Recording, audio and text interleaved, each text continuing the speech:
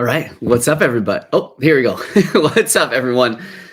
So we're going to do a live. Got Crystal here with us. And yeah, we're going to be live for as long as you guys have questions for. Hopefully about an hour. So yeah, it was my birthday just a couple days ago. I turned 41 and I'm feeling amazing though. And I just wanted to come on here and hang out with everybody. It's like my favorite thing to do, for my birthday. Love doing live. So anyways, if you guys have any questions that we can help with or answer or anything, please pop them in the comments section and we will do our best to answer them. Of course, I'm a holistic nutritionist and, I like working out and doing calisthenics and building muscle and eating plant-based and stuff. And Crystal, she is very smart herself. You know a lot about women's health and hormones. A little bit. Yeah. Hey, don't downplay yourself. And then also just a ton about living this lifestyle because we've both been vegan for a long time now, 15 years, right? Something like that. So yeah, very long time. Thank you for all the birthday wishes, everybody. I appreciate it. I see that all coming into the chat. Oh yeah, really quickly before we start, Veg Nutrition is having a big sale right now just ahead of Black Friday, and they're actually doing 30% off all of their supplements. So if you want protein powder, creatine, their amazing pre-workout, which is sure to get you going for your workouts, the greens powder, or their veg essential, which is like their vegan specific or vegan targeted multivitamin that they have, which I use every single day. It's got D3, B12, omega-3, and a few other things. If you want any of that, 30% off until this coming Friday, so the 22nd.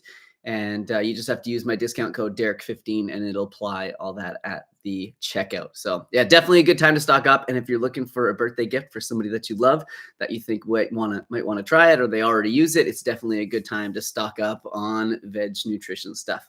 All right, so let's get going with some questions. My nose is so itchy, of course, like right off the bat. I don't know why. Well, good question is Travis asks, do you take breaks from creatine? Because you just mentioned creatine. Like with veg nutrition, or do you use it every day all year? So I definitely I take breaks from creatine, but only when like life kind of like gets in the way. Like if if I run out or if I go on vacation or whatever. I was just away in Ontario for the last like week or so, and so I didn't like bring it there because sometimes taking like random powders in your bag isn't that looked that highly upon by the by the security. So I didn't take it there, and I've definitely like been off at other times, but I don't think there's any reason to. Your body doesn't need to take breaks from it. So yeah, you could just take that 5 grams every single day, and I don't really think that you need to. And that's generally how I do it. I just try to consume it all the time. Stuart had a really good question. Yeah. He asks if cilantro has chelating effects. Is that how you say that? Chelating? Yep. Can eating too much of it reduce iron and other metals to dangerously low levels? You probably have to eat like so much. Yeah. I haven't heard of it like stripping our body of beneficial metals, but it's a really good question. I don't think so. I don't think. And initially right away, I think like that stuff is, I've never heard that. So I wouldn't think so, but yeah, I doubt it. I feel like you'd have to be eating like only cilantro to have any kind of negative effects. Do you know what I mean? Yes. Without other stuff? Yeah, but good question, Stuart. You got me there. Yeah. Let's see. Do you have a guide or any videos? This is from Dawn. On a vegan diet prep for getting to 10% or lower body fat. Wow. Well, yeah, I'm definitely not like competitive kind of, lifter guy. I think I know that there's definitely like a protocol that you have to follow, and it's going to be the same, with carb cycling and the salt intake and that sort of stuff, like going up to a show. That's going to be the same, vegan or not. But I don't have anything like specific for that. And I've never really, I've tried to like lose weight for sure. And like, I just like try to like stay hungry basically all the time. I wonder, do you think you've ever been below 10% body fat? I think like way back when I was eating like super like high carb and like the 1,000 banana smoothies and stuff, I was so lean, which is crazy because like that's the leanest I've ever been is when I was eating like just straight carbs, like unlimited carbs. And then now that I'm eating like more protein and that sort of thing, it's I definitely don't get that lean anymore. I am also older as well, so that probably has a bit of a factor. But yeah, I don't know. I wish I had Nehemiah Delgado would probably be the man for that because he's definitely gone down that road of competing and getting to 10% lower body fat. Or our friend Brian Turner, he does coaching as well, and he's pretty lean. Just saying, like, he looks great, and he is more goal oriented, I think, maybe with coaching. So he would probably be a good guy to look into. Speaking of good guys, our friend Benny Green is in the chat. Oh, and he says, how's your Muay Thai training going? Non-existent since we did it at the at the veg camp out. Non-existent. We don't really have access to that here. No. There are some places that do like more of like a jujitsu, but I'm not sure if that's really. I don't think it's the same where you're at in your journey. Thanks for asking though. Somebody you're doing well. Somebody said, what supplements do you recommend for spinal fracture? Oh my goodness. Yeah. I don't know why I picked this one because I don't know. I know Comfrey. Comfrey is like is also called like Bone Knit, right? That's like another like a name for it. And I know that Comfrey, but I don't know, I don't know. I shouldn't have even answered that. I'm not too sure. Do you take iodine? Yes, I do take iodine.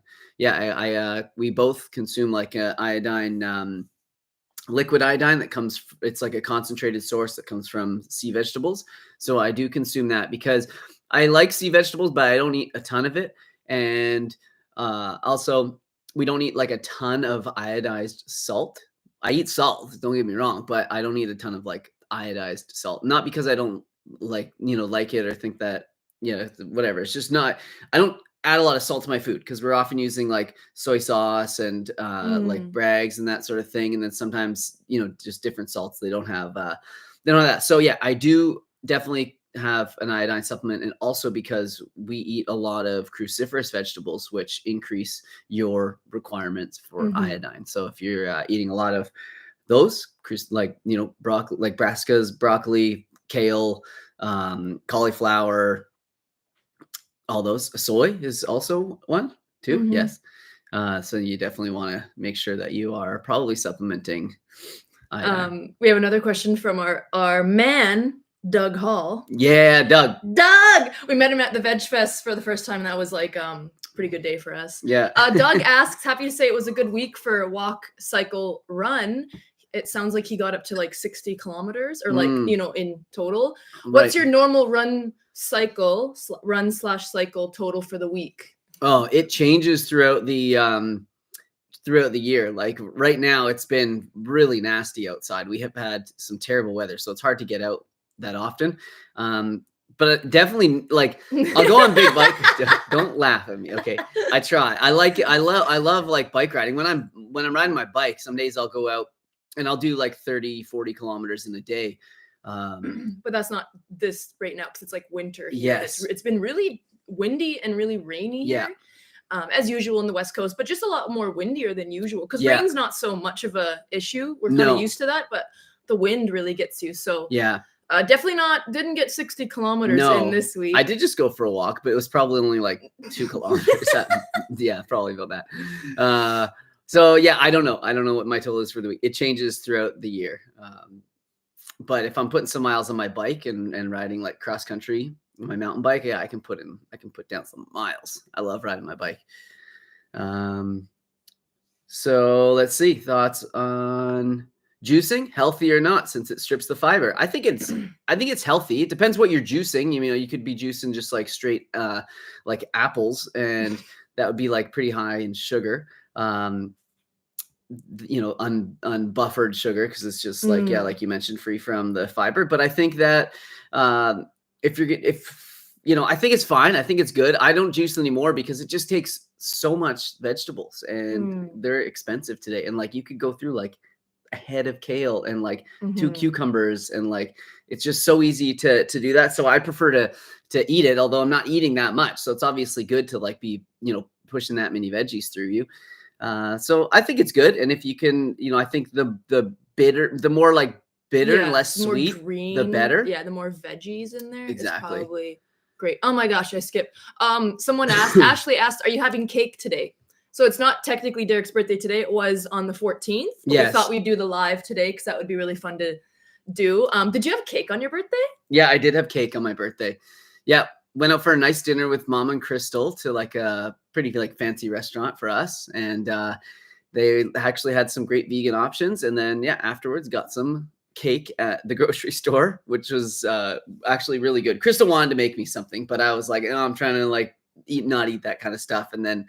By the end of the day. Yeah, I was like, by the end of the day, I had time to think about it. And then you were like, no, I don't want anything. And then the next day we went to the gym and our friend was like, hey, like, and he was telling us like about some like vegan goodies and stuff in town. And then Derek's like, oh yeah, no, I want that cake. And I was like, I was gonna make you something. And then you were like, it's in the moment. Yeah, exactly. Someone asks, what are your go-to foods for skin health and maybe to reduce stretch marks from weight loss? That's tough. I don't really know if there is much. No. Like moisturizing and stuff like that. I think stretch marks eventually like fade over time. Okay. So you can't like, you don't normally like see them after a long time, but I don't know anything like topically unless it's something more like invasive. Maybe something like acids, like something that like kind of helps like exfoliate, like glycolic or something. Maybe. You have to look into I don't know. Yeah, definitely like you want to keep your collagen production up. So having like beta carotene rich foods is really helpful, and antioxidant. Beta carotene rich foods is really helpful, and then same with like brassica. What are they? Like the ones I just mentioned. Those are really helpful. Protein as well as vitamin C, because that helps with like collagen as well. Yes. Like, important. Yep. What's your opinion on omega-3s? Do you supplement DHA daily or rely on an ALA source? I think veg has the omega-3 in it, so that's kind of nice. It does. Supplement. It does. So I do take it daily. So yes, I do. But I also try to get in a good amount of ALA as well. So I've changed my tune a little bit on that over the years. I used to think like that supplementation wasn't needed, but as more evidence has come out and as I've learned more, I've kind of like, changed my opinion on that. I do think that there's definitely benefits, especially like for cognition, like you mentioned, DHA, very helpful. So I do have a video on it where I talk about like the different rates of conversion, because it's hard to know. Some people convert it a lot better than others, and there's different factors that are going to be, there's different factors that are going to affect how much somebody converts. Like women tend to be, and younger women tend to be better at converting ALA into EPA and DHA than males, or, we lose the ability as we age. Also, the amount of omega-6 that we consume can have a factor in that. And then other things like smoking and drinking and stuff like that will also reduce it. So, but then there's a huge genetic component to it as well. So that's why I'm like, I don't know how well I convert that stuff. So I do supplement it. Lexi asks, how do you stay on track of your routine at the gym? Do you write it down on paper or use your phone? Oh, yeah, I freeball it like hard. It's like all in here. Yeah. Well, it depends because little dome. It depends what machines are free and how I'm feeling that day. So no, I don't write anything down on paper. I think it's really cool though when I do see people doing that at the gym. I'm like, man, that guy's dialed in. He's organized. But the muscle groups that you want to hit. Yeah. So if you want to hit back, buys, or like whatever, then you're like, I need exercises that hit those. And and then in your head, you have like a list of those exercises. So if one's free, like lat pull down or something, you'll go there, or like you'll do pull-ups or that kind of thing. Yeah. So that's kind of how you're organized. Yeah, exactly. And then I changed my like rep ranges and stuff up so much that I don't know how much it would benefit me. Like some days I feel like just getting in there and doing like much higher rep stuff.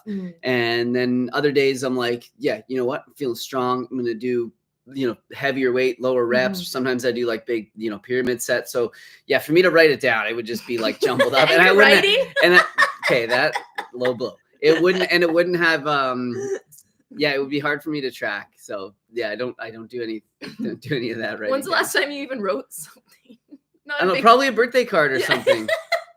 Speaking of birthday cards, this year when Derek wrote my birthday card, he wrote incredible wrong. It said incredible, which we were laughing. Yeah, I know. And then this year when I wrote his birthday card, I wrote happy birthday and I wrote birthday. And no I forgot, H. And I forgot to put the H. It's so embarrassing. Yeah, man. I'm sure you guys notice this, but yeah, as you write less and less, it just gets harder. Like, and then also I know what it's supposed to look like, but what the heck? And then also, yeah, relying on like spell check and stuff so much. It's you know, and the autocorrect as well. It's just you just write like all sloppy and it fixes it for you. Yeah, I remember writing that word incredible, and then I got done it and I was like, wow, that was like so fast. That was so easy. And then it was spelled wrong. Sai, I think that's how you say, is seitan a complete protein? And if not, how do you make it complete? So I looked it up because I wasn't actually sure.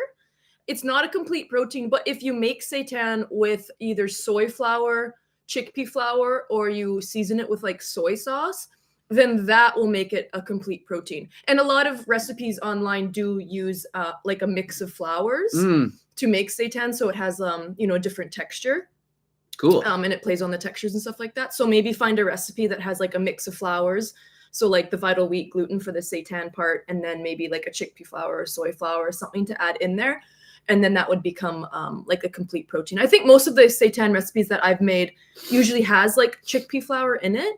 Yep. So anyways, I just want to look that up because I wasn't actually sure. So that's a really great question. Thanks for asking. Good call. I learned something. But for the record, all plant foods have all amino acids. It's just like in varying amounts. Yeah, exactly. Right. So it is like a good protein source, but if you wanted to have that like label of more like complete, like just having like a more balanced amino acid score, then you could add those things to it. Peter asked, do you think you'll go back to the vegan campout again? I really hope so. Yeah, I think we're hoping to go back. They don't have the same people back year after year. Like speakers. Yeah, the same speakers. Sorry, you can go every year if you want. But yeah, the speakers. So they told me that in 2026, not this coming year, because they've already announced actually everyone that's going this year. So next year maybe. But next year. Yeah. Next year. I so mean, that would be cool. We could go if we wanted to this year. It's just obviously being in Canada, going to the UK. It's just like a huge trip for us. And so if we're able to like speak at the event, that like is really fun and like gratifying and stuff like that. And they pay for us to go out there, which is really nice. Like a bit more affordable, or else like, I mean, you guys know the cost of travel. It's kind of like insane. It was so fun though. Like we had the best time. If you guys are like close to the UK and you can go with a vegan campout, you have to go. I think this next year they're in like more of a forest location. Yeah, it's gonna be amazing. Which sounds like really, really cool. Maybe a little bit less people, I think, too. Yes, less people. Like, so the tickets will be more limited. It was amazing. Oh my God. I was so blown away by like the food and like the amount of people. And it was just so fun to just connect. And I had the best time. And then see so many people like camping and stuff like that. Oh my God. It was crazy. It was like, we've never been part of something like that. I mean, we live in like a small little town. Yeah. And then to see like 10,000 people who are into like vegan stuff, there was like 100 or maybe like 15,000. It was so many. Like 100 food trucks or something, or somewhere. I forget how many exactly, but it was, you didn't have enough time to try everything. And like, if you guys are like us, you're used to going to like a food truck and being like, okay, that's the vegan option, I'll have that. Yeah. And usually I'm stoked at that, but to be able to choose everything. It was like so much. I mean, we didn't even get to eat from all the trucks. What was your favorite? What was your favorite thing that you got to eat? Well, you know what I'm going to say, but I don't want to choose a dessert. Because I'll choose the dessert. Okay. Well, man, I don't know. It's the Sunday roast that we had. Yeah, the Sunday roast was really good. Like unbelievable. Yeah. Man, the Planchugi's place was really good. The Indian food we got was really good. Yes. Like everything we got was like so good. It's like even hard to remember. We ate so much. But one of the things that was really good is we got these from this company called Fluff, and they make like pancakes. And you're kind of thinking like, I don't really want to have pancakes, but they make like the pancakes small like this. Yeah. Or they make fluffle puffs, which are like puffed pancake batter, I guess. And then they did it with like this Biscoff syrup with like a vegan whip or something, and then like a crumble of Biscoff on top. And I've never had Biscoff before, and it was like mind blowing. I was like, this is the most amazing thing I've ever had. Yeah, that was and I like think about it a lot. And we actually have I do, I'm not even kidding, because it was so good. And we actually found Biscoff cookies here, and then we have like a jar of Biscoff like butter, not butter, but you know, like the Yeah. It's like the peanut butter version of it or something. Yeah. Yep. It's just made with the cookies. But it's insanely rich in calories. It's like a teaspoon is 120 calories or something. The best food for bulking. Like, if I you don't need a dirty bulk, you're having Biscoff. It's like more calorically dense than just straight oil and fat, which I don't even understand. Anyways. So yeah. Special place in my heart, actually. It's so good. Carrie asks, who are some of your favorite vegan influencers? Oh, okay. Well, it depends on like if we're talking about like just, more for like entertainment or more for like learning from and stuff. I think just in general, like who are like people that you really enjoy? Well, right away, like Dr. Neil Barnard like sticks out to me as like one. I don't know if you'd call him an influencer because he's like, one of the doctors, but I just love how he like presents his information. It's always really like practical and pragmatic, and he's really like calm. And I like him, obviously, Dr. Greger, like all those guys. Dr. Will B is like another favorite of mine, the Gut Health MD. And then as far as like what I see, like, I don't know. I honestly, I have to admit, like, I don't consume like a ton of like vegan content because I'm so like amongst this world, like anyways, if I'm going to like sit down on like some evening and like, on YouTube, you're going to watch something. I'm not going to like watch some, but I do find myself watching like Joey Carbstrong and stuff. I really find it interesting when he like sits down with people and interviews them. I wish I had that sort of like combative, like, I don't know if it's combative, but like, that energy to just kind of play ball with people. Exactly. Yeah. I just kind of like, I don't know, I'm a bit more docile than that, but I like listening to that kind of stuff because it's really interesting to hear people like reason, try to like reason through things. And then he, of course, he always comes back with that. Also like Earthling Ed, he's like the best at that. He's really good. He's so calm. He's so good at speaking. Yeah. His speech at Vegan Campo made me cry. Yeah. But like in an inspiring way. It was so amazing. And just seeing him, there's like, he has like this special like essence and aura around. Yeah. Like he really, like you see him and you're like, that's a special man. I don't know. There's something special. Hey, it was kind of like, you're like awestruck. Even if he wasn't an influencer or you knew him, you would just kind of see him in the crowd and be like, oh, that guy's like, there's something about that guy. He's interesting. It made me cry too, his speech, because I realized how bad mine was after listening to his. No. Yeah, after Derek's like, I want to do a redo. I can make my speech better. Yeah. It's like, your speech was great. He's the man with that kind of stuff. Yeah, his was like so good. It took you on like a journey. And I don't even know how you'd remember all of that, like how to do speech. But that's his whole thing. That's like what he's good at. Yeah. We're all good at our own things. Yeah. And then of course, like, all my friends that you guys see me with, like Nima and Brian. Brian hasn't been doing very many YouTube videos lately. He's been focusing on like other things. His stuff is great. He's but so funny. Everyone that, if you guys saw the last vlog that I did in LA with everyone who was in the Veg Nutrition House, like I love everything that everyone there is doing. So hopefully, I'm sure there's some new people out there that I don't know about. Like there's like the funny guys that do like lots of TikTok videos. There's like a guy with like the really like nice hair, and he does like, I forget his name. God, anyways, he's really good. Anyways, good question. That's okay.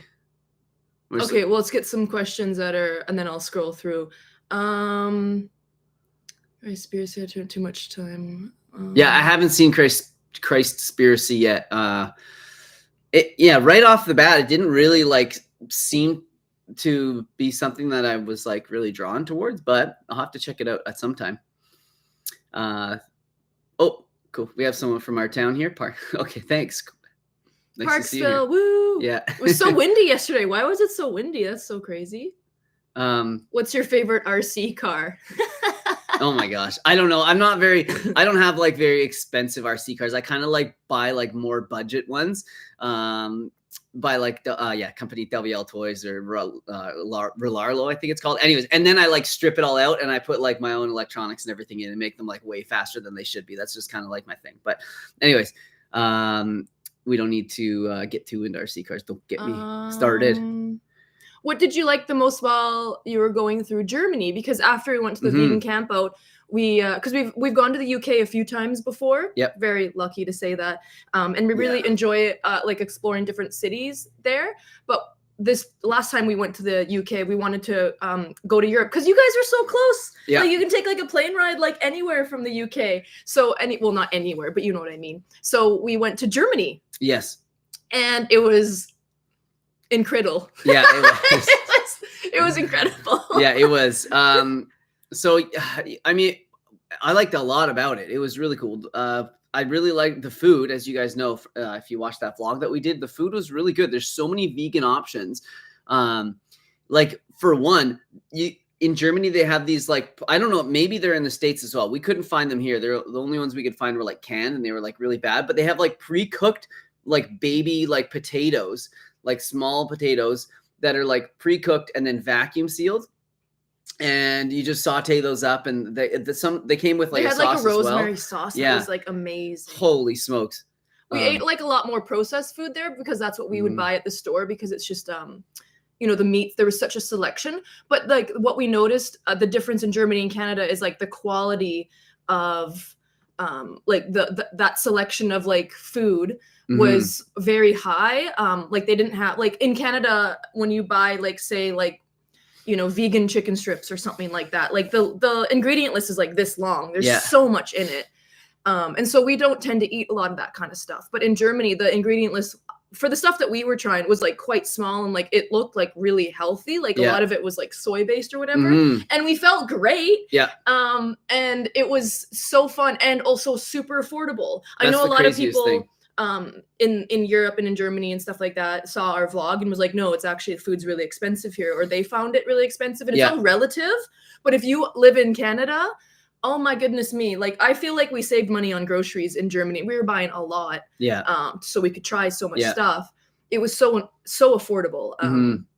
So that was really eye-opening because you know, you hear it's expensive in Canada and we deal with it every day, so we're like, oh, it's not like, it shouldn't be that bad. It's bad. Like it's crazy how much we pay for stuff here, and it keeps going kind of up and up and up. But other than that, it was really like, Germany's so beautiful, and especially like plant-based like plant-based stuff, like mock meats. We and don't stuff have like as that. much variety here. We only get a few brands. Maybe is a good thing because there was so much there. But also here it's like a lot of, well, it's getting a little different now, but a lot of the time it's just like the frozen stuff. It's just like frozen chicken tenders and whatnot. And there they have like, most of it was not frozen. It was like sort of just in the refrigerator section. So that was kind of cool. Love that. Just like where we stayed, we went to this place called Nürburg, not Nuremberg. A lot of people get that confused, but Nürburg is where the Nürburgring is, and that's the big famous racetrack. And that's like a bucket list that Derek wanted to see. But that's like in farmland. And so when we were driving around these beautiful like twisty roads. And then it was just like the most beautiful countryside. Oh, it was so, I want to go back. It was so lovely. It was we had like the best time. The roads are beautiful there. So, of course, like the Autobahn is really cool getting to drive like fast. And how they drive there is really smart. Like we rarely saw a stop sign. A lot of it's like yields or, you know, like that kind of thing. And it makes sense. Even in like small towns, you don't need to have like 4-way stops and everything like that. There might be like, and lots of roundabouts too. But you don't, like, to keep the flow of traffic, we don't need to have like constant stop signs everywhere. If there's just like yields and stuff like that. So there was just so much that Germany did right. And it was really cool. I'd love to go back and maybe go to like a larger city, or even go to like the Black Forest, or like, honestly, I feel like we could just road trip for a month in Germany and just have like the best time. It was a lot in general. So fun. Aside from like the racetrack, it was a lot cooler than I thought it was going to be. I was pleasantly surprised. And the racetrack, I mean, if you guys like cars, you have to go. And we were able to actually go on the Nordschleife, which is the 21-kilometer track around the Grand Prix track, which is like the world famous kind of, you know, the 21-kilometer world famous track. It's like the longest track in the world. And we were able to rent a car and go on it. Like an actual car that's supposed to go on the track. Don't just get a car from the airport and take it on there. Yeah, they don't like that. And that was so fun. It was very scary because everyone's on there with you, but it was so fun. Yeah, it was hectic. Leslie mentioned that there's ads playing during this live, so I just turned those off. I didn't actually realize that ads would play during the live. I thought maybe they would play on the replay or whatever, so I turned those off. Sorry about that. Kevin asked, this is just a random question, but Kevin asked about Bitcoin. What do you think about Bitcoin? I wish we invested in it, to be honest. Hey. I'm just kidding. I don't know how to do that. we don't really invest in stuff. But well, we do. But I but mean, not now that. with it being like, Derek showed me the graph of where it's at now, and it's like, man, yeah, that would have been a smart investment. Yeah, I don't know. But it fluctuates so much. Yeah, it gives me a weird like vibe, the whole thing. Yeah, we don't like it, but well, it's not that. Yeah, I don't know. It's not that I don't like it. It's just like sometimes I don't have like a I don't know. I don't know why, and I'm not like a some sort of financial analyst or anything like that. But it just seems like, it just seemed weird. It's just kind of popped out of nowhere, and it's like really hard to explain what it is, but it's like everybody got to get the money in there, and if you're not, you're missing out, kind of thing. And so I kind of was like, I'm gonna sit back and see how this goes, and then apparently it went that way, and it's at like an all-time high right now. I have a lot of friends with a lot of money invested in it, and they're laughing right now. But I mean, until you pull everything out, it's it's in there. Anyways, Rosie asks, this is a great question. This is like our favorite thing. If you had to make a 30-minute or less meal right now using the items in your fridge, what would you make? I feel like 30 minutes is generous. We can make a lot of stuff in 30 minutes, like pasta. What do we have in the fridge right now? Well, we have some leftovers in the fridge right now. That's probably, I'd make like some leftovers. Yeah. Add that to a meal, and then maybe add on to it like a salad or something. I don't know, what do you think in 30 minutes? What I've been loving lately is like making like some pasta, like a just like regular like wheat pasta. You could use whole or lentil pasta or whatever, and then like those vegan sausages that we have, like seitan, field roast seitan based sausage, and then like cooking the pasta, sauteing the sausage with a bunch of like veggies. And then sometimes just a little bit of tomato sauce, but sometimes I'll just make like another kind of sauce, and then like mixing all that up together. So I guess we have all of that in the fridge right now. Yeah, that's really good. We actually got the sweetest deal. We went to the store the other day, and they were blowing out the field roast apple sage sausages for $1.99 Canadian a pack. Usually they're $8.99 for four, or $9.99 or $9.99 or more, for four, sometimes. which are like, that's so expensive. And I guess what happened is that the company or the grocery store, they had ordered too many in for like an event, and obviously like didn't sell them or use them, so they were blowing them out, and we bought so many packages. So we have so many in our freezer right now. That would be a great little meal. Someone, if you go up a little bit, I had some questions kind of lined up. Oh, sorry. It's all good. It's all good. Someone says, been loving your butter chicken and orange chicken recipes. Oh, yeah. Awesome. That orange chicken is so good. The butter chicken also very good. And I think those are with like soy curls. Mike asks, have you ever thought about trying raw vegan, and what are your thoughts on it? I tried it for a week, and you definitely have to ensure you're getting enough calories. Yeah, that's the hard thing. You have to get enough calories.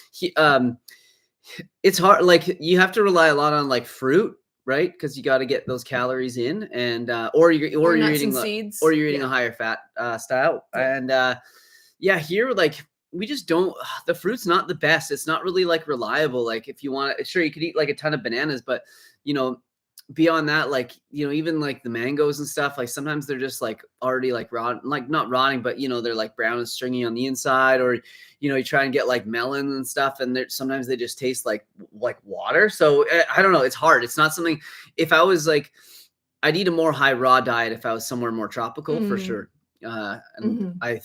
But yeah, I don't know. I haven't thought about it. I thought about doing it as like almost sort of like I don't want to say like a cleanse, but when summer's coming and I'm like trying to like shed some lbs, like just raw. Because I did really, when I was eating a very high fruit diet, I actually like felt great, and I was still, I put on muscle and stuff, but who knows? Because I had less muscle to start with back then, and is able to put some on. Who knows if I would be able to maintain now? But yeah.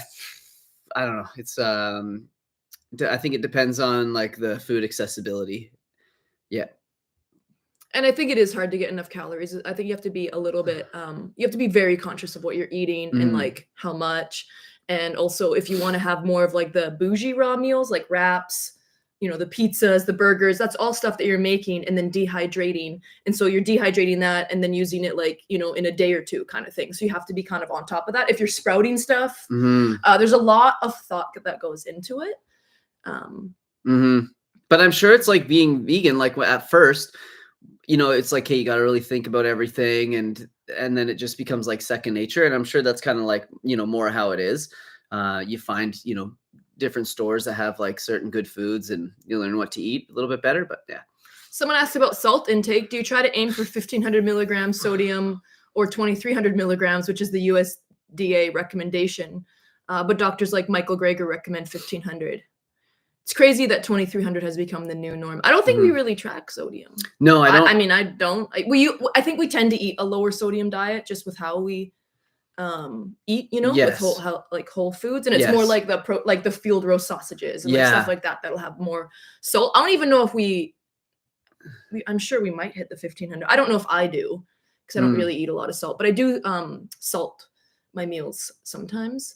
So yeah, I know. Honestly, I don't pay attention. I try to eat as little salt and add as little salt as I can to my food to make it like palatable. And yeah, it's not really something I think that much about. As far as, you know, I think the risk is like for people with like blood pressure issues, and then that's also like stomach cancer is like another risk, and you start eating more salt. So it's it's honestly not something I pay a ton of attention to, but I think you'd go how you feel, because when you have like when you're used to not having salt and then you have a lot of salt, you usually feel it the next day. Like you don't feel, you know. But then some people need to have high salt intake for certain conditions. Yeah, like POTS and stuff like that. So it's not really like a one size kind of fits all thing. I feel like, and then if you're like an athlete and stuff like that with electrolytes and stuff like that, you got to be kind of conscious of that. Do you guys have tips for recovering from too big of a calorie deficit when you miscalculate and undereat and then have to make up the calories? Well, I don't know, I don't know, does it like, is it over like a period of time? Because usually that's what happens during weight loss. You're like consciously under eating. But if you do it too big of a, like too much under eating or too much of a cut, what happens is that your body's metabolism actually like slows down, because it's not able to figure out like, oh, this is our baseline, our new baseline. And then from there, if you start eating more, then you can like gain weight. So weight loss and under eating and stuff like that for weight loss has to be done like very gradually and very slowly, so you don't have that rebound weight gain. If it was like a problem with like miscalculating and under eating and then you feel like crap for like a week, I don't think it's like a huge worry. No, but yeah, over time it could be. I don't have too much experience with it. I would just say, gradually increasing your I think it's called reverse dieting is like what you would probably search online if that's something you're going through. Like if you've gone through like months of under eating, and then you want to get back to like a higher calorie amount. A lot of people who do like bodybuilding shows or that kind of thing will go through that. And then once they do the show, they start to like reverse diet back into, and to like slowly reintroduce calories, but it kind of just depends on your situation. Yeah. Hopefully you figure that out. Yeah. Somebody asked, hi, what do you eat on a daily basis? Both of you. Well, you should watch some of my full day of eating videos, because I kind of go over there. It's, there's only so many ways you can mix up plant foods, but check those. I'm sure you've seen them, and Crystal, she eats very similarly to me. Mostly she just gobbles up like the leftovers, and then I'm like, hey, well, gotta cook another meal. Like for example, for today, I'm gonna have peanut butter and toast with like a little bit of coffee, because I'm gonna go for a run after, and then that'll be like that fuel for that. And then after that, I'm probably gonna I made lasagna soup. I don't know if any of you have ever made lasagna soup, obviously like a vegan lasagna soup. So good. And then this time, instead of doing like full on just noodles and sauce, I did a little bit of noodles and like soy curls. And then the sauce has like red lentils in it. It sounds, I can't remember. I'll try to find the recipe. It's so good. Anyways, so I'll probably have that for lunch with like a salad. And then I'm not sure what we'll have for dinner. It kind of just depends on like, I'll just look at Derek at like 5 and be like, so what are you making for dinner? A lot of the time for dinner, I'll make something like sauteed tofu, rice, and like some broccoli and a salad. That's what we had last night. Yeah, something like that. I just want to find this. Somebody said, been watching so many videos, I caught myself saying pasta instead of pasta. Yeah, in Canada, we say pasta. Okay, this is the recipe. You guys have to try it. It's really good. First, like, lasagna soup recipe that I tried, but it's by Ella Vegan, and it's the vegan lasagna soup one pot meal. I may have made it twice already in the last like week. It's so good. But instead of just adding noodles to the dish, I added a couple of like pasta noodles, not like lasagna noodles, just like small pasta noodles, because I think the sauce is like easier to eat with it. And then I added some soy curls that I had already soaked to it, like when it was like boiling the noodles, and it's so good. Anyways, I'm just gonna put that out there for a recipe if you guys want it. Someone asked about fat. Are you high carb, low fat? Oh, no, I'm not, because that's like, I think 10% calories from fat or so, or lower, and I'm definitely like more than that. But I don't like, for me, fat is always sort of like the last thing that I will often add to a dish. So I think about like, okay, what's like a good protein source, add some carbs to the meal, and then some greens, some fiber rich and water rich veggies, and some color. And then, okay, add some like fat, whether it be like a little bit of avocado or some tahini or a sauce that I'm making, something like that. So yeah, I don't eat like a ton of fat, but it's definitely like above like 10% of my calories. Yeah. Do you consider yourself pantry chefs, or do you always keep the food? Do you always keep food for certain dishes on hand, or do you buy for the next day, or two only? Do you do like 2 to 3 week hauls? Yeah, I would consider ourselves pantry chefs. We have like a bulk of our food in the kitchen, and then we make from there, and then we shop. We go to Costco for a big shop once every maybe couple weeks, maybe once a week. It kind of just depends on what we have. And then we go to the local health food store to fill in the blanks, like with a few things. Yeah, mushrooms maybe here and there. That fresh veggies. But we're not buying like every day and then making food and then going out the next day and buying. Like we don't do that unless there is like a specialty ingredient that we need, but that's very rare. Yeah. Well, do you have okay, this is a good one because I messed up. Do you have an easy recipe for hummus? So I made a video a while ago on hummus, and like, I don't know why, but I overcomplicated it. And like, I was like, you got to take the little like shells off the hummus and stuff, or the chickpeas, but you don't have to do that, especially if you have like a decent blender. Yeah, I forget. I made it fairly recently, and it was so good. But I don't generally add much oil, if any, to my hummus. We usually but just sometimes use a lot of like tahini. Just like tahini, yeah. So just like a can and a half of chickpeas. I think the trick is to keep some of that aquafaba, like the chickpea water, and use that into it as well. So usually what I'll do is I'll get rid of that liquid, and then I'll dump the chickpeas in, fresh garlic, salt, some tahini as well. And then I will add back in some of that aquafaba, and then I'll kind of like add that as I need to, and use that as like the liquid. But if you want to add like a tablespoon of olive oil or something as well, it's fine. Someone asked, is that a pothos in the back? I think they mean like that one. Yeah, that one. That one. It's like, sorry. Yeah, it is. For some reason, YouTube started to like reverse what we see on the lives, so it's really like kind of complicated. I don't know. I haven't figured out how to fix that. Yeah, because for me, anyways. Yeah, you can't get used to it. It's like when you're trying to like cut your hair in the mirror, and you're like, okay, and then you farm it and you go the wrong way. But pothos. These plants here, oh my gosh, I just did it. These plants here, fake. Yeah. Those aren't real. Because we don't get a lot of sunlight. We're in a basement suite, so we don't get a lot of sunlight. So my mom gave us this one, and we're trying to keep it as alive as possible because it's like so beautiful. But that one, and then the one in our kitchen is also a pothos.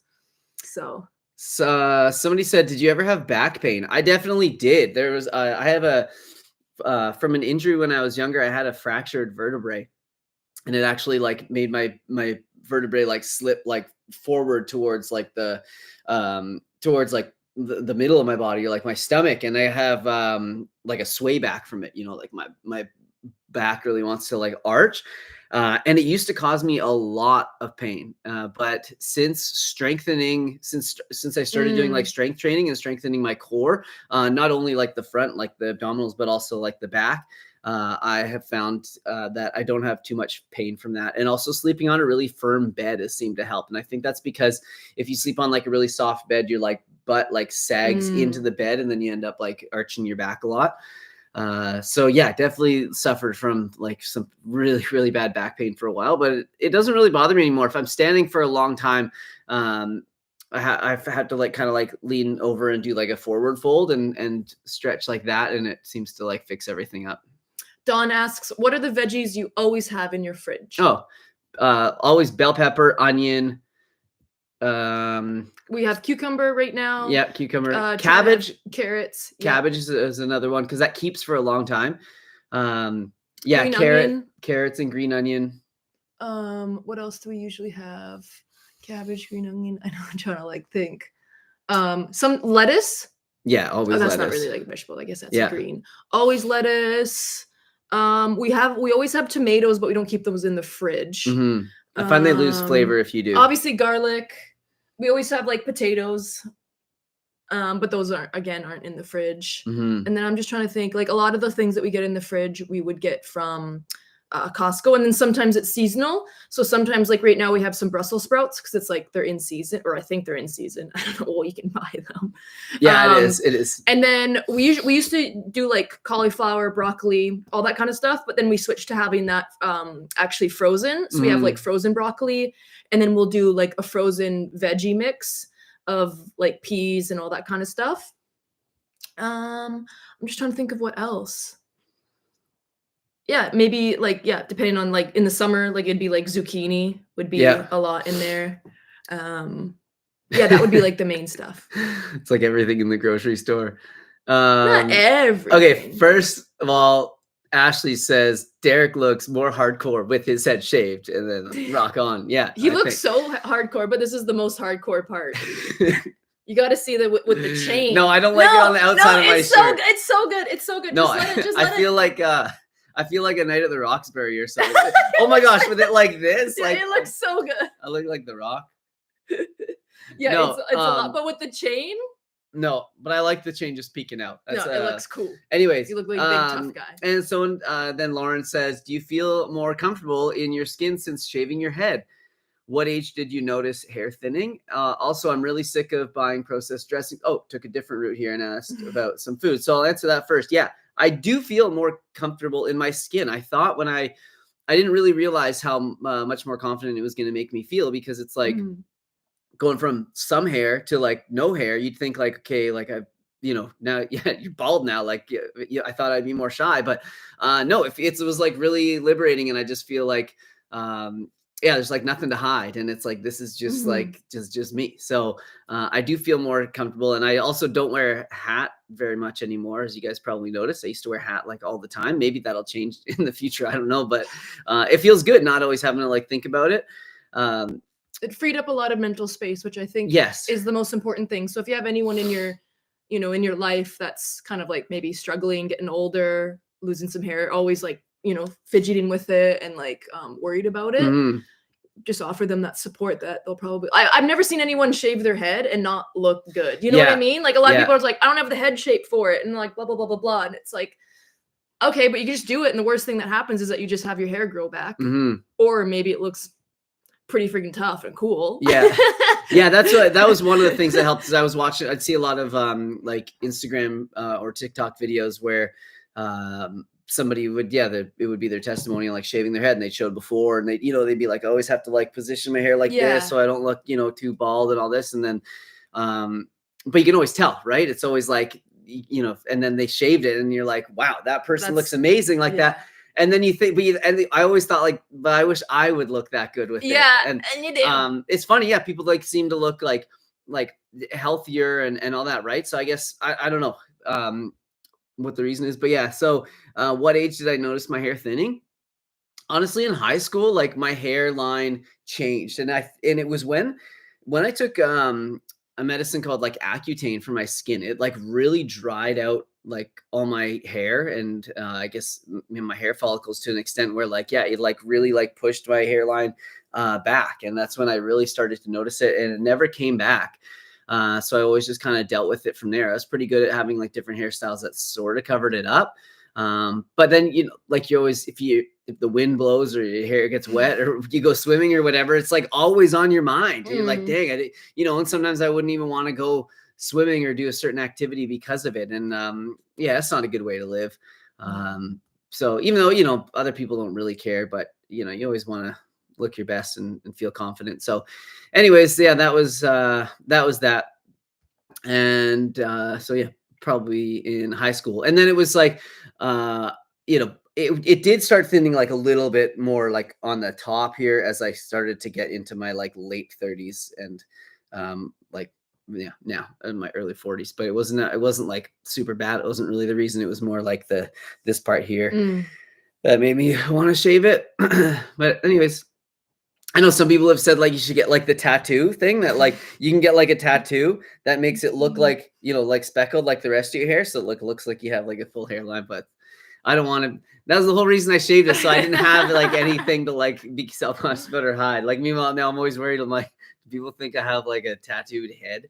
And then, yeah, of course, I've talked about it before that there's the hair transplant option and that sort of stuff, but didn't really, I figured I'd try this first, see how I feel. And yeah, I'm happy with it now. So someone said, I'm really sick of buying processed dressings and sauces. What's your favorite and most simple? Lawrence, this is my thing. So, okay, exciting news. We created a sauce recipe ebook, just sauces. So it's like 35 sauces and just like the best. They are so good. And so we just finished it and that will be available, I think in a week. And so you're going to see, I don't know if I can say anything about how it's going to be available yet. Can I? I don't see why not. It's up to you. Oh, okay. Well, anyways, it's going to be like it's your book. Yeah, but no, but just with the bundle kind of thing. But whatever, it's going to be available first in a plant-based bundle, and there's going to be all like new content in that, and that's one of the reasons why we pushed to get it done like by now, so that it could be in this. But then after that, I think that's on for a week or 10 days or whatever. After that, it's going to be available on its own, and so many sauces in it. There's a handful of ones that we had to put in there, like the classic tahini sauce, queso, the queso, barbecue sauce, a barbecue. couple of ones that are just so good that they were in previous ebooks, but now they're all like combined into like one sauce ebook. And then there's new sauces. But there's like 25 or more. 35 sauces. Well, 35 in total, but 25, sorry. 27 like brand new ones that are amazing. And it's been hard to keep it like a secret. I don't know why I did, but it's just, you know, felt like the right thing to do. So anyways, that'll be available soon. So, hey, I got you, right? And they're all, I think all but one are completely they're oil free. Is there any oil? All of them are. And yes. I believe all of them are gluten free as well. Yes. Yeah, why would we have gluten? Because we made you could add like wheat to. Yeah, we made sure to when we thicken the sauces that we used like a gluten-free kind of alternative. So for people that are gluten-free, they could use it. Did you mention on your YouTube channel? Because Derek, if you search Simnett Nutrition, like sauces or dressings, I haven't got there yet. Then there's like lots of options on there too. If you want something like now, go on YouTube, search Simnett Nutrition, dressings and sauces, or just type in dressings. And there's like a bunch of videos that we've made. And some of the dressings, you know, most of them are like oil-free.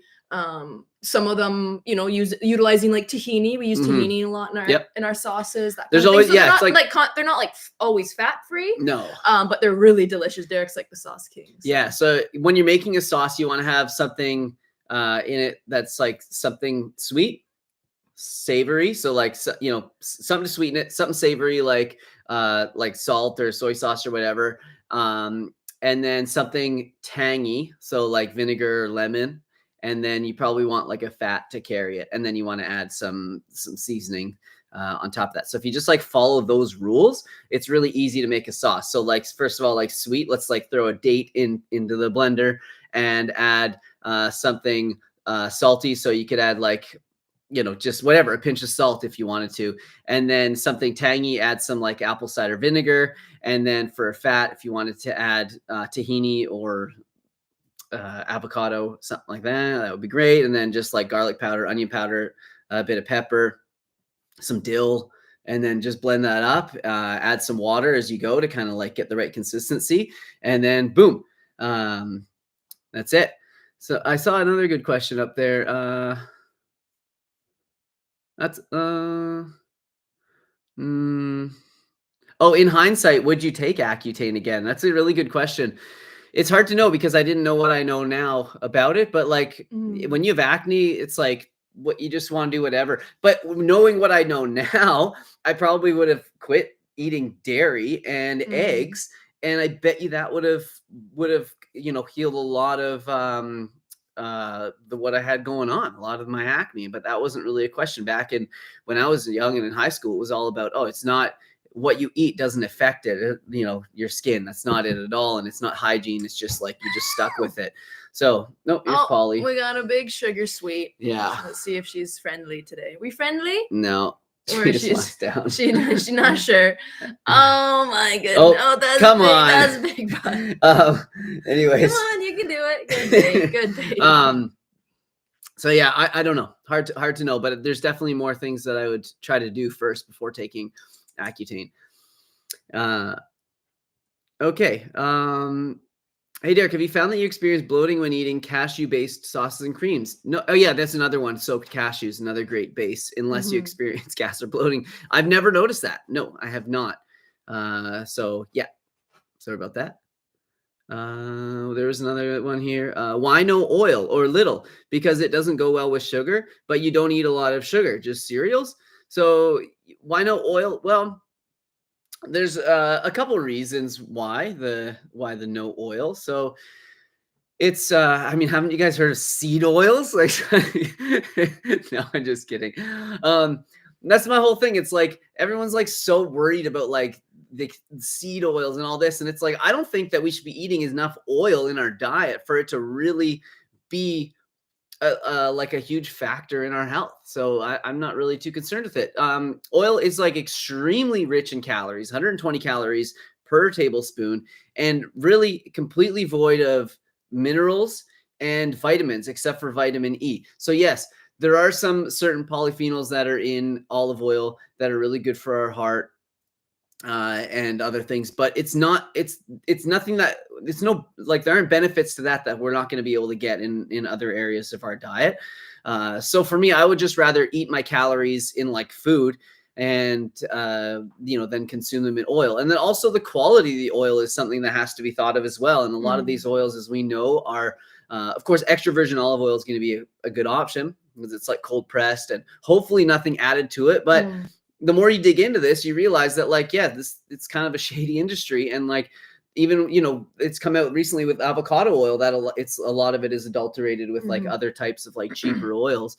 So, and then they extract a lot of oils using like hexane or different chemical processes. And they've been bleached and they sit around for a long time. So to me, it's just not the most healthful food that we could be eating. But I use a little bit of oil here and there, I'll rub some on the bottom of the pan if I'm sauteing tofu so it doesn't stick. But I'm not using it as an ingredient. I use it more like a tool. Hopefully that makes sense to you. Yeah. Alina's like, I love seed oils. Alina, plan the funeral. No. There's like, if you actually look at the science, there's so much more beneficial than the actual like animal fats, but people just don't want to have that conversation. You know what I mean? Like if you replace seed oil or if you take seed oils and you have those instead of animal fats in your diet, there's like health benefits, but people just don't want to like have that conversation. It's kind of crazy, but whatever. Right. Any tips for someone who hates vegetables? Get some sauce on there. Get some good sauce on there. Also, you can like blend up like vegetables into stuff like pasta sauce. That's a really good way to like disguise them. Yeah, I don't know. You just get eating them and you start to like them more over time. Someone asked, I'm confused about the amount of soy per day for bodybuilding. Dr. Greger seems to be a bit opposed to it. What is the max? Oh. Yeah, Dr. Greger, he's not big on like a very high protein diets, but he's also not really like, he's not into the bodybuilding aspect. He's more Dr. looking Greger's at it. Not a bodybuilder. No, not saying that, I mean, whatever, but he's just coming at it from like a longevity standpoint. And so that's kind of what you have to remember is like his what he says isn't going to necessarily apply to like the reality of how, some people want to look and eat, and that might, and that kind of attains to bodybuilding, like with how much protein people usually say, although it's not as much as they say. Like you don't have to get like a gram of body weight a day. That's too much. A gram per pound. Yeah, you don't need that. You need Yeah. But yeah, you know, some of us are here for a good time, not a long time, right? No, I'm just kidding. I think that the amount that you're going to be eating on a whole foods plant-based diet is totally within like a healthy, you know, range. So I think his main concern with like a lot of soy is that soy is one of the proteins that if you have like a lot of it, or a lot of soy protein, I don't mean like soy in general, but like the protein from soy is if you have a lot of it, it can increase your IGF-1 levels, which can potentially, in some cases, they've done studies and like higher IGF-1 levels can transfer or translate into possible like cancer issues with like cancer and disease. Pro-cancerous. But when you look at those studies, they're looking at people that are eating not a vegan diet high in soy protein. They're usually it's animal protein, right? But Dr. Greger's like, well, soy can cause IGF-1 spikes, so you know you got to remember that. Yeah. I personally don't worry about it. I love soy, so. Yeah. You're a little biased because you like it so much. I love soy, yeah. I think it's really I think it's like super healthy, but I think he says 25 grams of protein from soy is the max that he recommends, which is not like, I feel like that's not like a lot, but if you're getting like a wide variety of protein from other foods, then that's fine. I think I definitely eat probably more of that in a day, but it just depends. Like you have to remember, it just depends on like what your goals are and things like that, and then like what he says and like how is he looking at it. He's looking at it from like a longevity standpoint, but I also think it's important to remember that you don't need to have a crazy amount of protein to build muscle. A lot of people in the bodybuilding world, like you'll see people online that are having like 250 grams of protein a day. Even some vegans that are trying to get 150 200 grams of protein a day, and obviously that's going to like on how tall and how big you are, it's gonna like depend. But I think that's like a lot. That's a lot, and you kind of have to go on like what your body shape is and what your needs are, and it's probably maybe lower than you're expecting. I think Derek gets on like average maybe 100 grams a day, and like for most people that's like, how are you not like skinny and scrawny? Like that's not enough protein to build muscle, and it's like it is, and you built muscle having like less protein than that, yeah. So I think that's another thing to remember is that a lot of people eat like super high protein diets, and that's just not going to be good in general anyways. Yep. Did I answer that okay? Yeah, you did. Yep, very good. Somebody, cat gel. Ever since eating healthy, I get bloated all the time. Why? Well, it has to do with like your microbiome and the fiber that you're eating probably, and also it could have to do with the FODMAPs, like the fermentable oligosaccharides, disaccharides, and whatever the other one are. That's it takes some time for our body to get used to eating in a new way. So there's a lot, like I mentioned before, Dr. Will B, the Gut Health MD, Dr. Will Bulsiewicz, he has a lot of really good information on this. I know in the past that Dr. Greger's recommendations are like to increase the amount of gas-forming foods like beans and lentils slowly over time, and that can help. That can help Polly. She's being noisy. So yeah, that's a big one. Try to incorporate like fermented foods into your diet. That could really help. Obviously, sauerkraut, maybe kimchi. Dr. B's book, Fiber Fueled, is a great place to look. He has like really great recommendations, and he also has a fiber fueled plan. So that will bring you from, if you're having issues with bloating and stuff like that, if you follow his plan with like recipes, like he does it all. He has a fiber fueled cookbook as well. But if you follow his plan in his book, it goes through, I don't want to say like eliminating things, but like building you up to having more fiber if you're struggling with like bloating and like that kind of thing. Like his book is really awesome, and you will learn a lot. And then he takes you right through it. And he talks about like certain issues and why they happen. So definitely check that out if you can. Yep. Someone asked a really good question.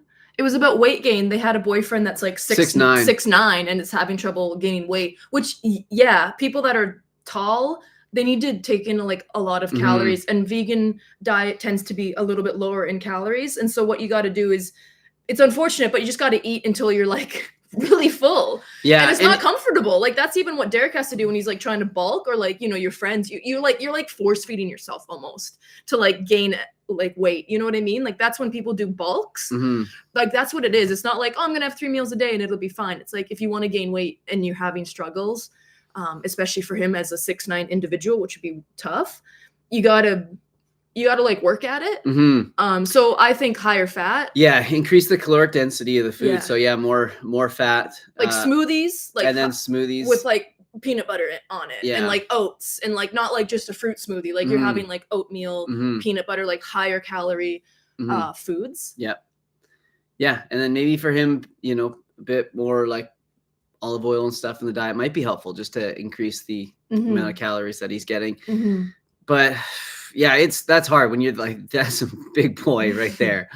And then, yeah, just trying to squeeze in an extra meal when you can. Like if he's like intermittent fasting or something, like, you know, now he's got to eat like right away when he gets up. Yeah, exactly. Like those kind of things that a lot of people do for, you know, you have to, for health and stuff like that. It's like, well, sometimes that might not be helping the goals. Yeah.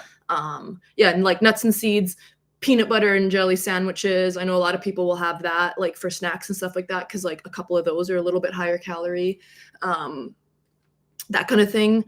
Following people online who are like also taller, like for example, our friend Brian Turner, if you check out his YouTube videos, he'll do videos where he's like eating like higher volumes of food, and he has like higher protein goals because he's like a big guy. He's not 6'9". I don't know how tall he is, but he's probably over 6 foot.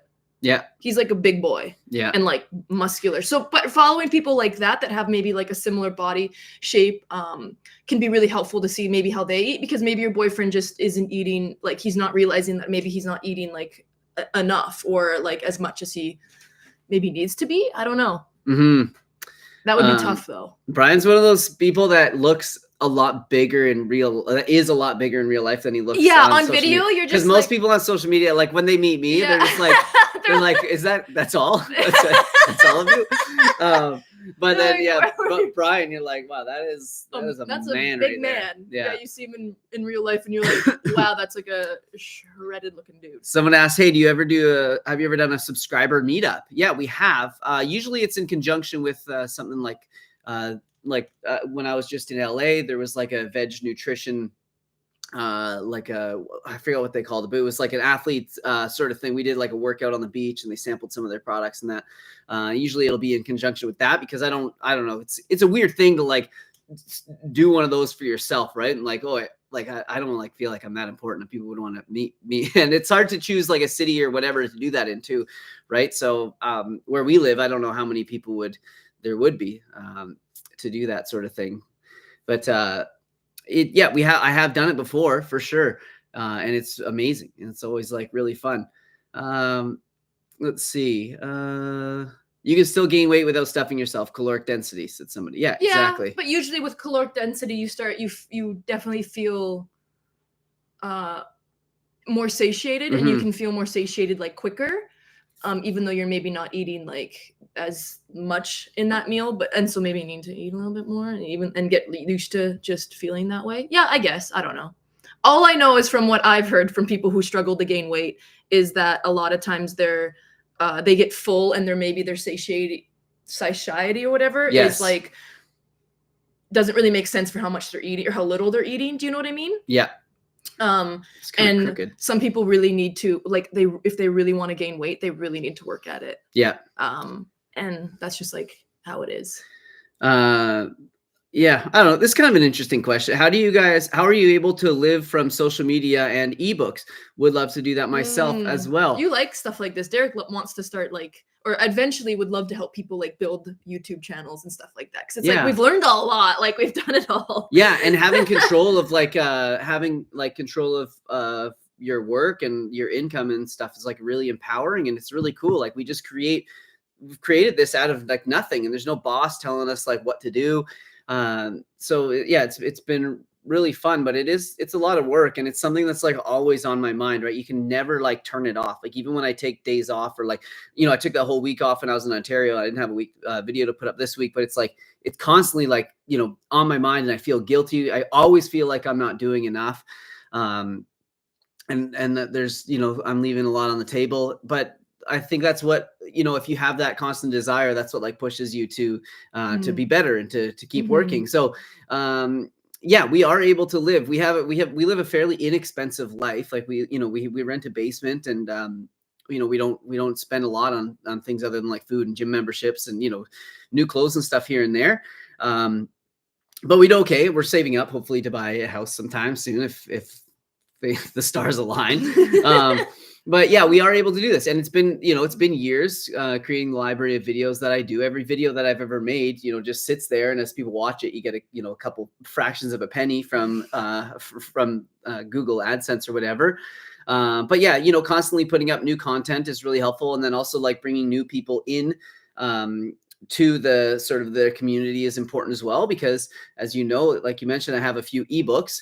And that takes a lot of effort in the beginning, where you're not getting paid and to do it. Like, we buy the groceries, and we test the recipes. Then sometimes, you have to retest them a few times, and then we have to take pictures of them, and you're doing all this, and then put the ebook together, which I actually hire out for that. A good friend of mine has a small team, and they work on that for me, thank goodness. But we take all the pictures and do all the recipes ourselves, and the description and all that. Some people would hire out for that, but when you're trying to like, yeah. Do it all yourself and save a little bit of money and stuff like that. And we actually really enjoy doing that too. Like we love doing that, but there's a lot of people that maybe would hire out for that stuff as well. Yeah. But anyways. So yeah, you do that, and then, you put the book out there, and then it's for sale, and then you can you make money off of that.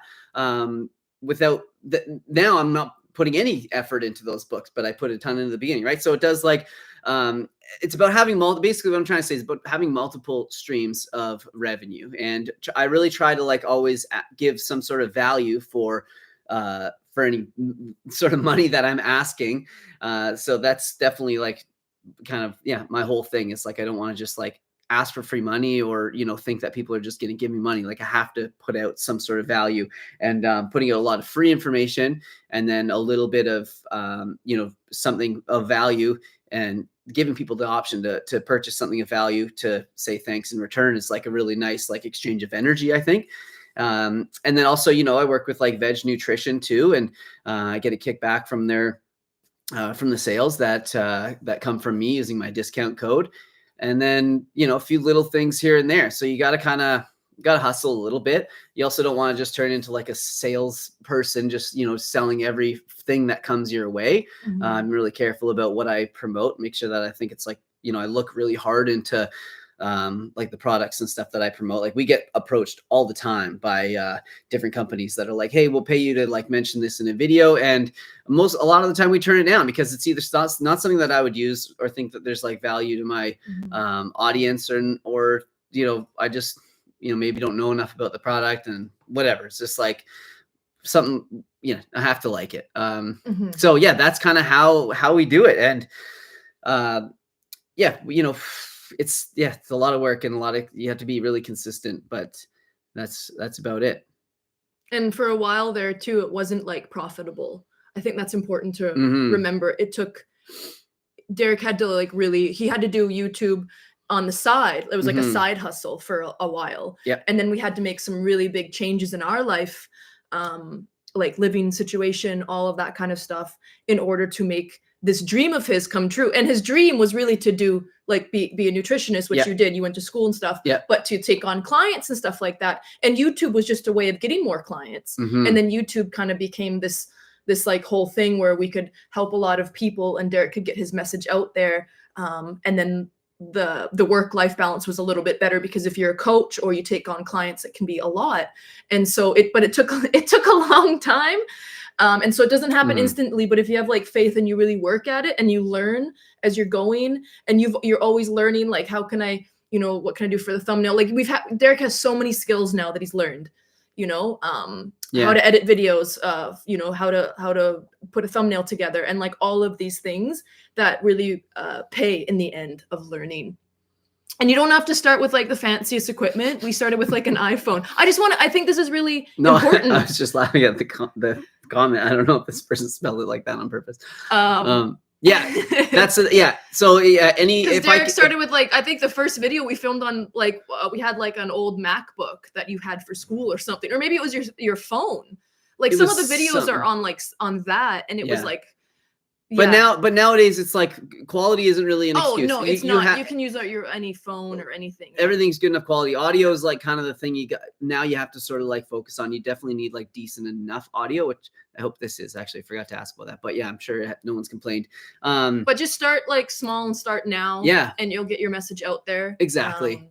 And you'll learn from other people. Watch content that you like, and don't copy it, but maybe have emulate kind of the vibe of what you're going for. Have your own personality though. That's important. Yeah. Somebody asked if we'd seen Christspiracy yet, and then I don't know if it was the same person, but they asked if we'd seen Chiropractor Spiracy. I don't know if that's actually a documentary or not. If not, I'll watch that for sure. Yeah, but no, we haven't seen Christspiracy yet. It's something we definitely need to sit down and watch. Chiropractors, Spiracy, man. Chiropractors, there's such a wide range of, because man, yeah, I don't want to get into it, but any health profession, there's going to be people that are like really know their stuff and like really try and like hold up the ethics, and then there's people that don't, and it's just kind of sucks. It happens. Somebody's asking about golfer's elbows. They said that how's it doing? You know what? It's been amazing. So yeah, they say the tape hasn't helped. So yeah, the taping, what I found, and it depends like what's going on, if it's golfer's elbow or there's also there's tennis elbow, that's on the outside, but a lot of the time there's also is it the cubital tunnel syndrome? And that's the nerve, like that's an issue with like the nerve, and a lot of the time it can be you can have them like together, or one can kind of like one seems like the other. I was taping my elbow for like a little while, because what was happening was that nerve was so tight that whenever I bent my arm, I could feel it flipping over top of like the funny bone. And it was such a bad feeling. And that would cause it to be irritated, and then it would be inflamed. And it's like, as you know, like you have to rest something, or, you have to stop it from being irritated, or else the inflammation is not going down. So then, I learned about a taping technique, and using that kinesiology tape, and it kind of pulled it in a way where it didn't do that. And that was a real big turning point for me. So I think, but this person said it isn't helping them, so it might be something else. I don't really know what else to recommend. Like there's a handful of really good videos out there that you might be able to watch. Like Brad and Bob, they're like a couple of physiotherapists, and they're really good. They have some good videos on that as well, like what to do, like to strengthen it. And then there's also something called like nerve flossing. And that's like, which way here? That would be like one of the movements is like going like this, and then basically what you're trying to do is get this nerve like sliding back and forth, and also like relieving the tension from it and stretching it a little bit. And it's kind of like you want to I don't want to like, you kind of go like, I don't know, it's not a recommendation, but like this is what I learned. And you kind of go like this. You get to the point where it just sort of is like tight and painful, and then you do that like for maybe 10 times, and you'll do that like 4 times throughout the day. That can be like really helpful. Lengthen partial Spiracy.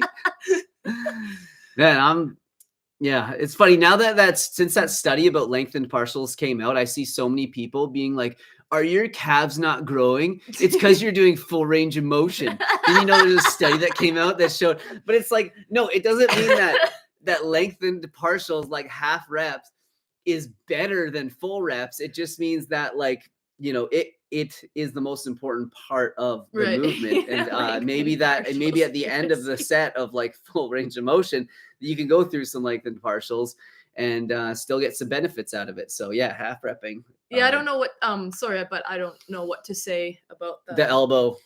Yeah. I mean, you might have There's to, also like, I don't know where it is, that TheraBand thing. I can get it. There's we'll show you this thing that we bought. This is really helpful. It's a cheap piece of equipment that you can buy on Amazon. This thing? Yep. Yeah. Sorry. So yeah, this thing, it's like TheraBand. It's That's true. It's solid and it's ribbed. Oh no, what is this turning into? Man, this is so confusing having it backwards. But yeah, basically one thing that you can do is like you put tension on it and then you go like this, and it's like helps to strengthen, but also it actually helps with the pain. I was really surprised. The same with the other way. You do it like this, and then you twist it like that. And then another way that you can use it is you put it flat on like a table. Like let's just pretend this is like the table, and then you go like this, and then you twist like that. And actually I can feel that is a little bit tight for me. So it's probably something that I should keep doing. But yeah, this will help with that golfer's elbow. So and then Derek got this it's just a TheraBand. Yeah. And he got it off of Amazon. And is this a good strength for you, or did you want to get the one that was a little bit this lighter? One's perfect. I think this is the green one or whatever, right in the middle, because they have a bunch of different strengths of it. And so if you're like relatively strong but not like a 6'9" guy like the other guy we were talking about, this is probably a good weight for most people. Wait, that's green to you? That looks blue to me. Oh, it's like turquoisey. Yeah, it is turquoise. Yeah. Okay. I think it's called the green one, but yeah, you'll know what color that is when you see it. Was there one video that helped your channel pick up traction? Yeah, there was. It's so long ago now, but yeah, it was like a full day of eating. And that's why that's always been my bread and butter. And I absolutely love doing them.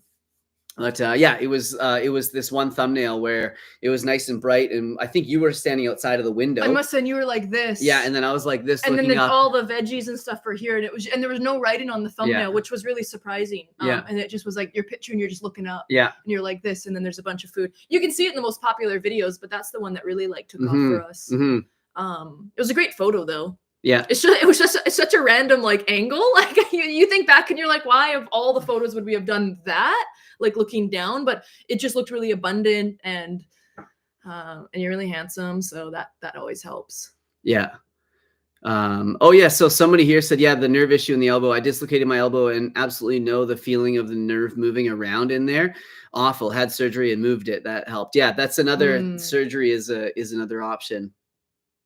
Do you ever have Peter Pan feelings about longing back to your childhood and such? Always. Yeah. Yeah, I definitely do. Derek had like you had a great childhood, but you had great friends. And that's who you saw just recently in Ontario when you were away for a week, as you saw your friends group, and it was like the best time for you. Yeah. Because everyone got along really well. And the 90s. Yeah. When you grew up was like the best time. I think so.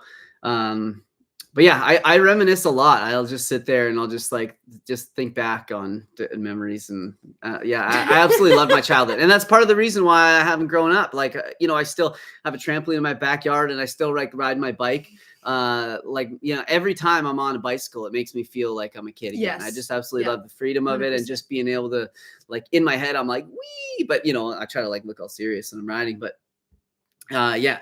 Let's see. Have you ever thought about living in a tiny home if it's allowed in Canada? Oh, I don't know. No, because I have too many things. Okay, I could live in a tiny home if I had like a garage that was like a 3-car garage. Like 3,000 square feet. And not because I have that many cars. Well, we have a couple, but it's just I have so many like hobbies. Like, I have like... You have tools. Yeah, I have tools and motorbikes. Mountain bike and like a gravel like road bike kind of thing. And then like a bunch of scooters that like, I blew one up, and then I bought another one, and I fixed that one. So now I just have like 2 of the same one, but I can't get rid of stuff because I'm like a hoarder like that. So no, couldn't do that. Yeah. And then like, I just have so many little things, and I just love having. I don't think it would work. And then the cats too. I mean, our cats are indoor, outdoor cats, so that wouldn't really matter. Yeah. But sometimes it's just nice to have space. I don't know. I'm just going to say it. Like, I'm just not, I don't think I could do tiny home living for a while. I think it sounds really like romantic when you think about it, but I think reality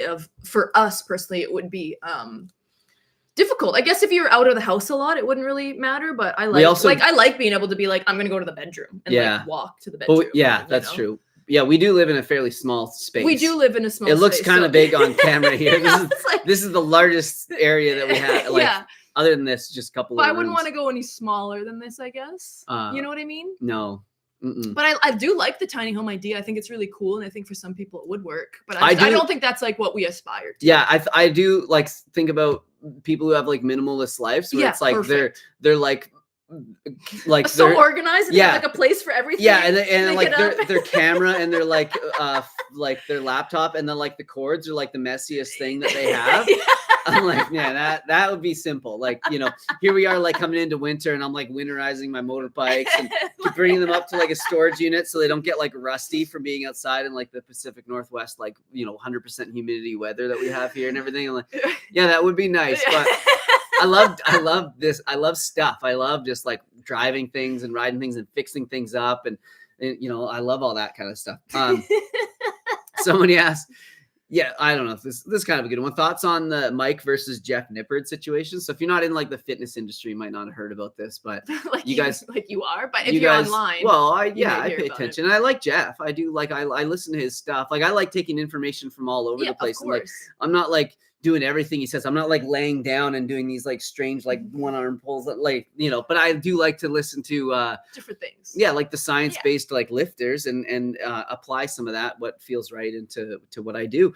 So yeah, like the whole thing with, Jeff Nippard, this big, strong, I don't know why that popped up, but this big, strong guy. How do you summarize this? Basically Jeff Nippard, he's like a science-based lifter. And then this guy, who's like a big, you know, super huge, like, you know, taking stuff kind of bodybuilder. He made some comments towards like the science-based lifters being like, how come you guys aren't the biggest if you're so sciencey and you know everything? And then and he was like referring to Jeff, and then Jeff made a reply and was like, well, hey, you don't like, why would like, you don't have to be the biggest in order to know a lot about something. Why would the best bodybuilder in the world, like Chris Bumstead, why does he have coaches if they're don't have a better physique or if they're not bigger than him? Because they know information that he doesn't, that, you know, because there's a certain element of genetics that will apply to being the best bodybuilder and all this. So, Jeff made that video. Then they actually met in a gym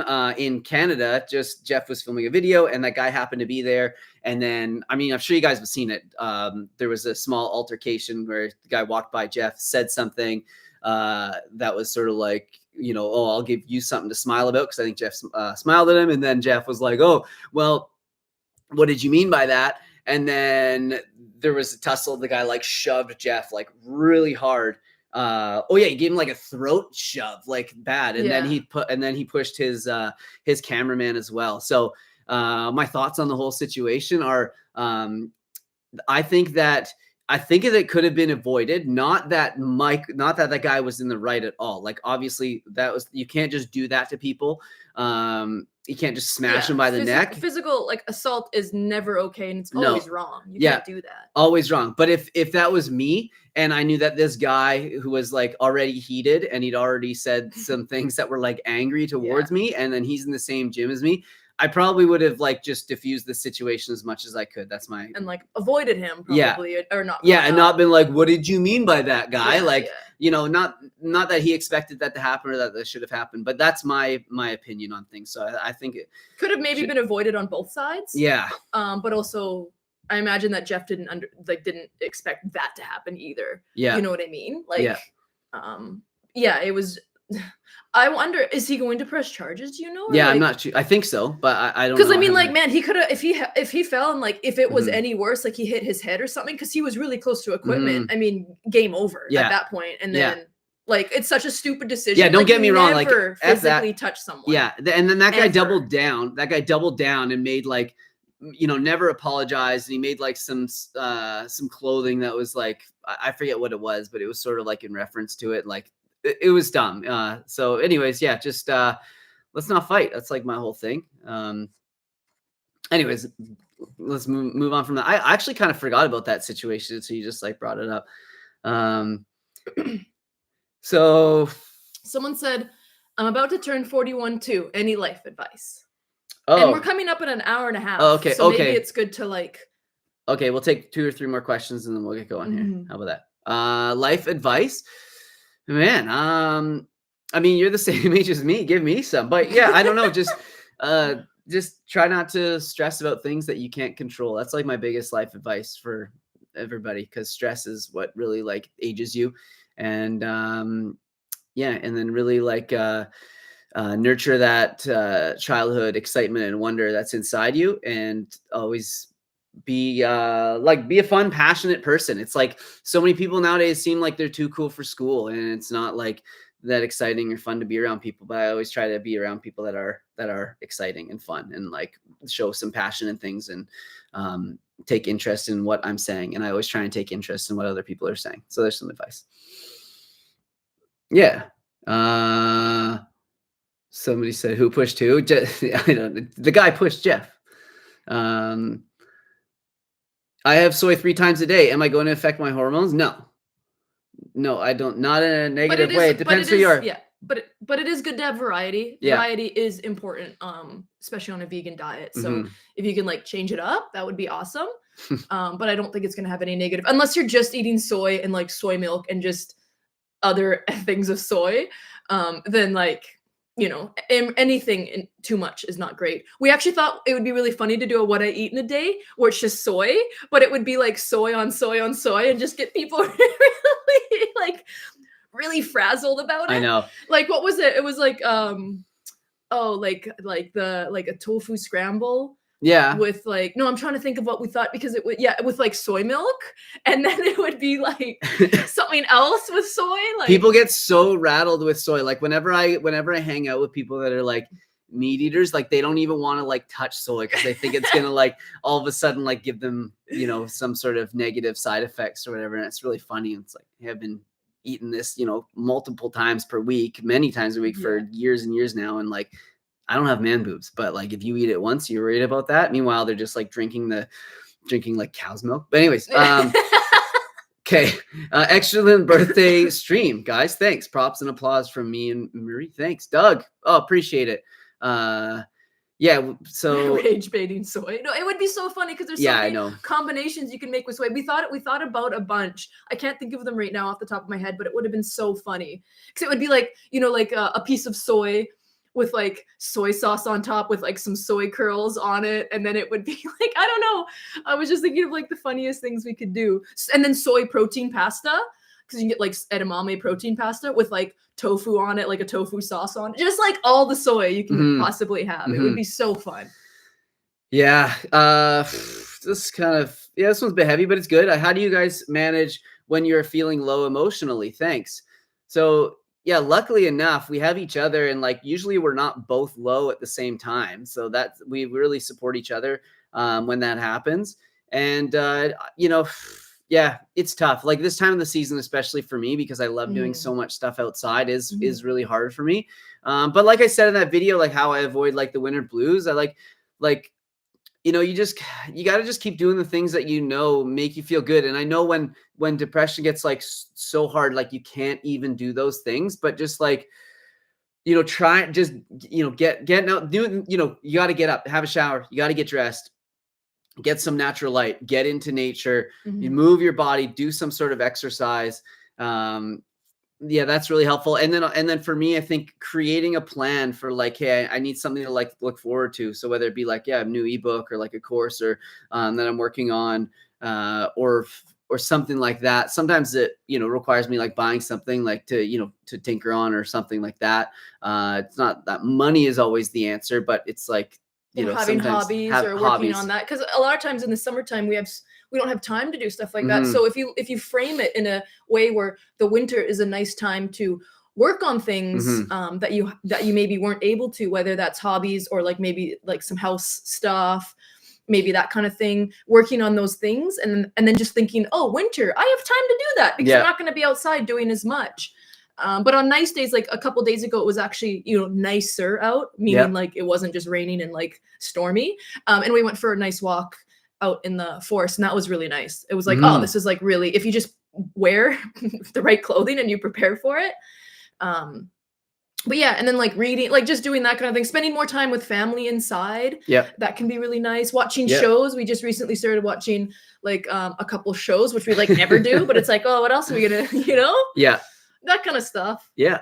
But yeah, you're right. Luckily we have each other and we're not usually in the low points. Sometimes when I'm feeling a little bit low, I'll just be all up front and I'm like, I'm just having a sad day.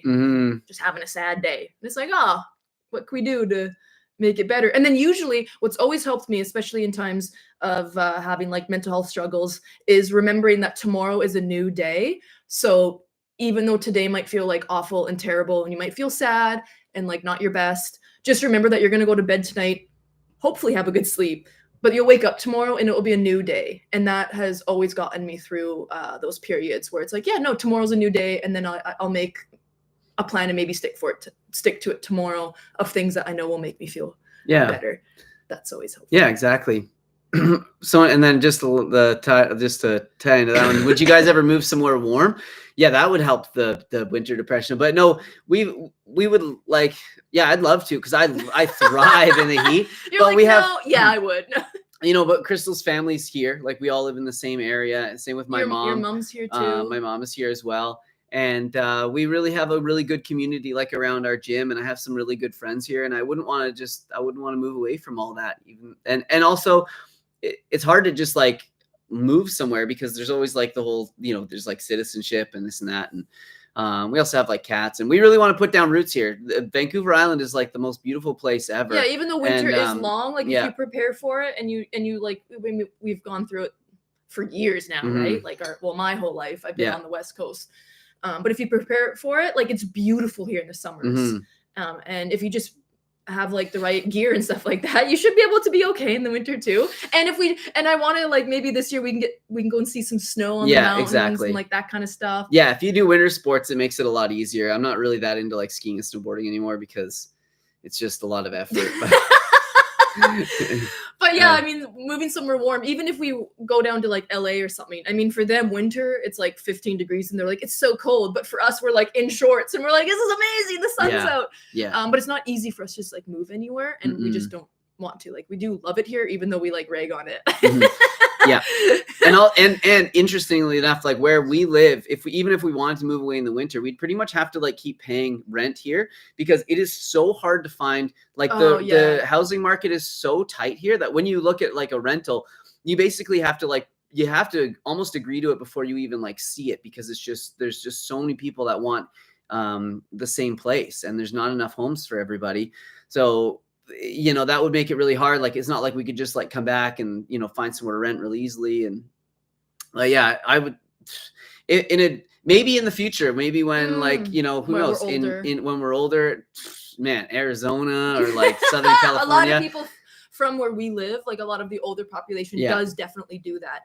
And then they'll like rent their homes out for, 6 months or something like that kind of thing. So yeah, right on. Well, anyways, I think this is probably a good place to leave it. I really appreciate everybody being here, and thank you guys all so much for the support. So, quick reminder, Veg is having a big sale right now. It's on until the 22nd.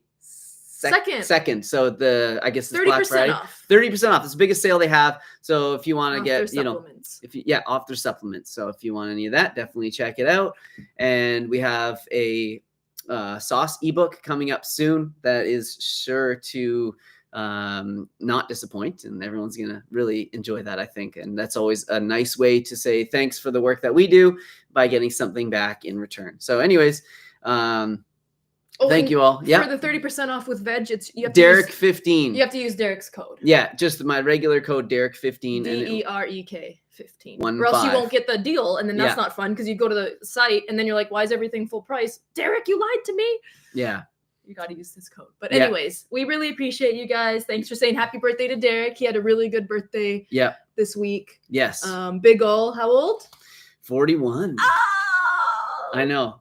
I used to hate saying my age, but I'm proud of it. I feel good, and I feel healthy, and I feel like the same as I did when I was like 25. Like, it doesn't feel any different. So I think that's a good thing. Yeah. All right. You guys are all amazing. Thank you so much. I hope you have a great day. Get out there, get some nature, get some sun, and enjoy life. All right. Thank you, Crystal. As always, I always want to thank you because we always have a good time. Yeah, you add so much to these. Oh, thanks, babe. All right. See you, everybody. Bye.